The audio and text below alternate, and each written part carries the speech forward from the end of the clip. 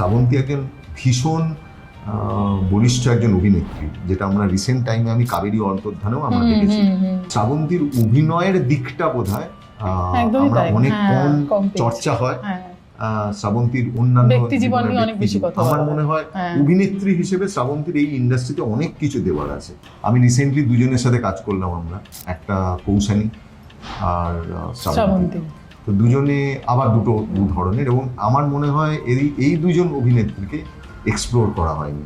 কৌশানীকেও মানে আমাদের এই বহুরূপী সিনেমাতে মানুষ একদম অন্যরকম ভাবে দেখবে, যেখানে কৌশানী নিজেও অবাক হয়ে গেছিল, এবং সেটা দেখলে লোকে বলতে পারবে যে এতটা আলাদা হতে পারে। তো সেটা বোধহয় যে কারণে আমার এক্সিবিটার বা ডিস্ট্রিবিউটাররা যখন ছবির কাট দেখেছে এখনো অব্দি, তারা বলেছে যে এটা শুধুমাত্র আপনারাই পেরেছেন তো যে আলাদা করতে, কিন্তু আমার মনে হয় ওর ভেতরে সেই গুণটা রয়েছে।